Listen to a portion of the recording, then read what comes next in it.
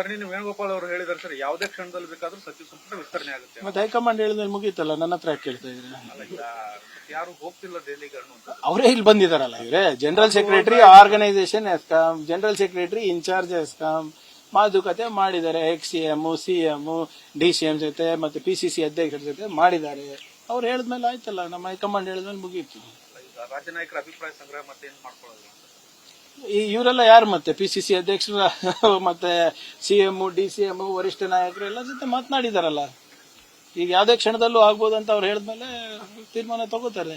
ಹೆಚ್ಚುವರಿ ಡಿಸಿಷನ್ಗಳು ಏನಾದ್ರು ಬರ್ತಾರ? ಚರ್ಚೆ ನಡೆದಿದೆ. ಯಾವ್ದು ಚರ್ಚೆ ಬಗ್ಗೆ ಗೊತ್ತಿಲ್ಲ. ಒಂದ್ ಕೆಲಸ ಮಾಡೋಣ, ಬರೀ CM ಒಬ್ರು ಮಾಡಿ ಮಿಕ್ಕಿದೆಲ್ಲ ಕ್ಯಾಬಿನೆಟ್ DCM ಆಗ್ಬಿಡೋಣ. ಅದು ಬೆಟರ್ ಅಲ್ಲ? ಹಂಗ್ ಮಾಡಕ್ ಎಲ್ಲ ಸಮುದಾಯಕ್ಕೂ ಪ್ರಾತಿನಿಧ್ಯ. ನೋಡಿ, ಸಮುದಾಯ ಪ್ರಾತಿನಿಧ್ಯ ಸರ್ಕಾರ ನಡೆಸ್ತಾ ಇದೀವಿ, ನಾವು ಜವಾಬ್ದಾರಿಯುತವಾಗಿ ನಡೆಸಬೇಕಾಗ್ತದೆ. ಜನರು ನಮಗೆ ಸುಮಾರು 140 ಸೀಟ್ ಆಶೀರ್ವಾದ ಮಾಡಿದ್ದಾರೆ. ಅದನ್ನ ಗಣನೆಗೆ ತಗೊಂಡು ಒಂದು ಒಳ್ಳೆ ಆಡಳಿತ ಕೊಡಬೇಕು ಅಂತ ಅಷ್ಟೇ.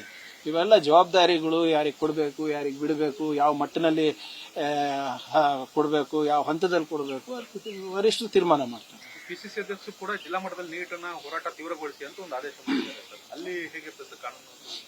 ಇಲ್ಲಿ ಕಾನೂನು ಸುವ್ಯವಸ್ಥೆ ಏನಿಲ್ಲ. ಈಗ ನೋಡಿ, ಈಗ 6 ದಿನದಿಂದ ಎಲ್ಲಿ ನಡೀತಾ ಇದೆ?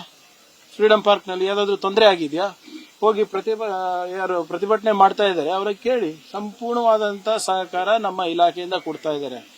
ನೀವು ಪ್ರಧಾನಮಂತ್ರಿಗೆ ನಾನು ನಿಮ್ಗೆ ಕಳ್ಸಿಕೊಡ್ತೀನಿ, ದಯವಿಟ್ಟು ಪ್ರಧಾನಮಂತ್ರಿ ಮತ್ತು ಅಮಿತ್ ಶಾ ಅವರಿಗೆ ರೀಲ್ ಕಳ್ಸಿಕೊಡಿ. ಹೆಂಗೆ ನಮ್ಮ ಯಾರು ಪ್ರತಿಭಟನೆ ಮಾಡ್ತಾ ಇರೋ ವಿದ್ಯಾರ್ಥಿಗಳು ಪೊಲೀಸ್ ಇಲಾಖೆಗೆ ಪ್ರಶಂಸೆ ಮಾಡಿದ್ದಾರೆ. ಅವ್ರು ಮಾಡ್ತಾ ಇರೋದು ಸರಿಯಾಗಿ ಅನುಕೂಲ ಮಾಡಿಕೊಡ್ತಾ ಇದ್ದಾರೆ, ಯಾವುದೇ ದಬ್ಬಾಳಿಕೆ ಇಲ್ಲ, ಬಹಳ ಶಿಸ್ತಿಂದ ನಾವು ಇದೀವಿ, ಅವರು ನಮಗೆ ಸಹಕಾರ ಮಾಡ್ತಾ ಇದ್ದಾರೆ ಅಂತ ಬಹಳ ಚೆನ್ನಾಗಿ ಒಬ್ರು ಮಹಿಳೆಯರು ಹೇಳಿದ್ದಾರೆ. ಅದ್ರ ಬಗ್ಗೆ ಸ್ವಲ್ಪ ಅಮಿತ್ ಶಾ ಅವ್ರಿಗೆ ಹೇಳಿ, ಕರ್ನಾಟಕದಿಂದ ಕಲ್ತ್ಕೊಳ್ಳಕ್ಕೆ ಗೃಹ ಇಲಾಖೆ ಹೆಂಗ್ ನಡೆಸೋದು ಅಂತ.